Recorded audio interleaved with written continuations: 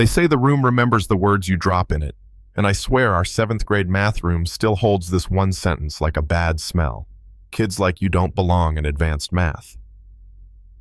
Mrs. Aldridge didn't whisper it either.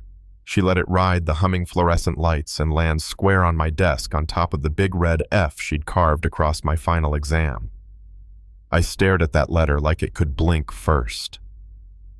My name is Jaden Cole, and this is how a single wrong grade tried to shrink my life, and how the truth refused to stay small.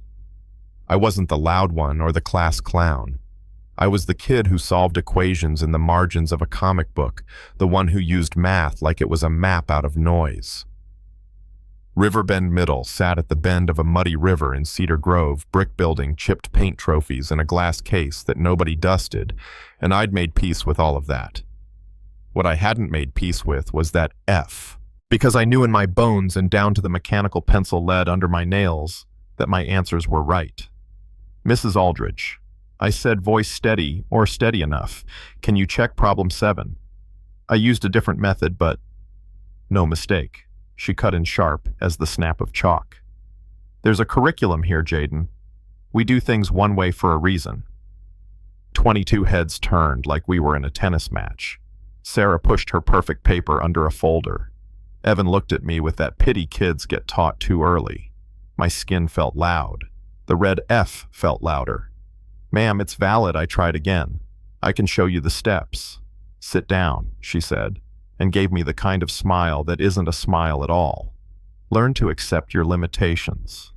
That word limitation stuck to me all day like a burr.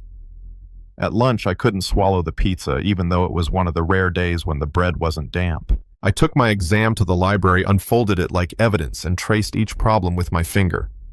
The system of equations, I'd done substitution, and then a row reduction trick I'd picked up online. The geometry proof unconventional, sure, but clean. The bonus problem. I'd recognized the curve, set up the integral, and found the exact area. Any appropriate method, the instructions had said. How is the right method not appropriate? By last period, I'd made a decision. I wasn't going to let that F become the story people told about me. Truth. My mom says is better at paperwork than liars are. You give it a file folder and it finds a way. I started in the copy room. Mrs. Lane takes her break at 12:15 on the dot. A fact I knew the way, the sound of your own house settling at night. So I slid in at 12:16, fed the exam into the machine and made 3 neat sets. One for me, one for backup, one for whoever might treat math like math. When the machine thunked out the last page, I almost laughed. It felt like armor. Then I went hunting for Ms. Moreno. She taught 8th grade geometry down the hall, kept paper models of polyhedra dangling from the ceiling like little moons, and had a reputation for being tough in the way that meant fair. She looked up when I knocked. Jaden Wright Aldridge's class. Come in. I handed her my exam and sat on my hands so she wouldn't see them shaking. She read in silence. Her pencil tapped once at problem 3, twice at 7. Then it stopped tapping at the bonus problem, and her eyes changed. Not soft exactly, but alert. Where'd you learn this? She asked. Online, I said. There's this professor who posts free lectures. I watch them at night when the house is too loud. Show me the bonus, she said, gesturing to a small whiteboard. So I did, going line by line the way the internet had taught me, the way numbers had taught me to breathe when the world got weird. When I finished, she blew out a careful breath. This isn't just correct, she said. It's beautiful. And I don't use that word lightly. She pulled a form from a drawer, the paper already creased from other kids who'd needed it. Independent review request, she said. You have a right to it. I'll sponsor you. Won't that cause trouble? I asked, voice small enough to embarrass me. It will, she said, no sugar, no apology. But trouble built from truth holds. I filed the form that afternoon at the district office 5 miles and 2 buses away. The receptionist with kind eyes stamped my copy and said, 5 business days. I rode home with the paper warm in my backpack, dug change out of the couch to buy a grocery store pie, and waited for the universe to do the right thing. The universe, for the record, did not send pie back. What it sent was a summons to the principal's office the next morning. Mr. Carver has the kind of face that belongs on a billboard for "Trust us, we're in charge." He steepled his fingers and said the words adults say when they want you to be quiet. Jaden, I understand your disappointment. Mrs. Aldridge has decades of experience. Sometimes, we have to accept feedback. I'm not rejecting feedback. I said, keeping my hands flat on my knees. I'm asking for math to be judged by math. He shrugged, already moving to open the door. Withdraw the review and she'll let you do extra credit. That's generous. What kind of extra credit? Foundational practice, he said. Basics. I swallowed a laugh so hard it turned into something else. Sir, with respect, that's not the path forward if my answers are already correct. His eyes hardened. Careful, Jaden. Challenging authority has consequences. What about authority challenging the truth I asked? He didn't like that. He liked it even less when I pulled out a small notebook and wrote down the time, the date, and his exact words. Ms. Moreno had told me to document everything. Paperwork. Yeah, it makes the truth less lonely. By third period, my mom knew.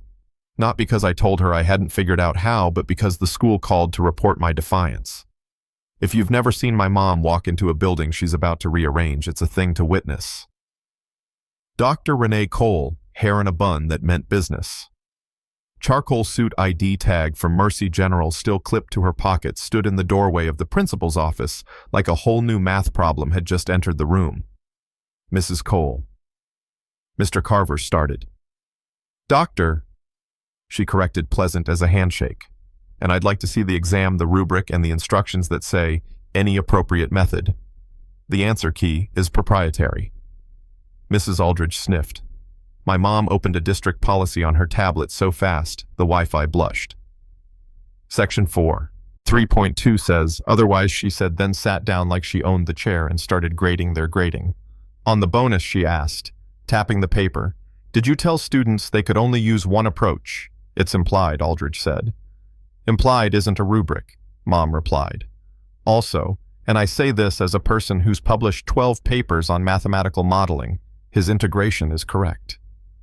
Wait, Carver said. Blinking, you're a physicist, she said, and a nurse practitioner. I like numbers and people. Then she pointed at problem 7. Gaussian elimination. Neat. Clean. Absolutely valid. Silence. The kind that rearranges furniture in your head. Mom slid a letter across the desk, formal, crisp mien in all the fairways. Independent panel, she said. I've already spoken to Dr. Osai at the State University. He'll chair. We'll also need 3 years of grading data from advanced math disaggregated by demographics. Aldridge went pale. Carver went sweaty. I just breathed for the first time since the F. The hearing felt like a courtroom built from whiteboards. There was a long table, name placards, a little bowl of mints that nobody touched. Dr. Osei sat at the head, cut glass accent eyes that smiled until the math started, then went very, very serious. On one side, Aldridge and her union rep and Carver arranging papers into nice piles. On the other, Mom and me. Behind us, Ms. Moreno in a blazer that said, I told you so, without saying anything. A few other parents sat in the back, curious, wary. Let's begin, Dr. Osei said. We're here for one purpose, mathematical accuracy. Aldridge went first, talking about consistency and preparing students for standardized tests and how showing off with unfamiliar methods undermined clarity. I teach the quadratic formula, she said, not completing the square. Dr. Kim, a math education specialist on the panel, tilted her head. You do know the quadratic formula is derived by completing the square, right? Aldridge flushed. That's not the point. It's exactly the point, Dr. Kim said gently. Mom put my solutions on the screen and we walked through them like a slow dance, set up steps. Why each move made sense. On the bonus, Mom handed me the marker. Your proof, she said. My hand stopped shaking around step 2. By step 6, I remembered this part of me existed for a reason. When I wrote the final evaluation bar and the exact area popped out, something shifted in the room, a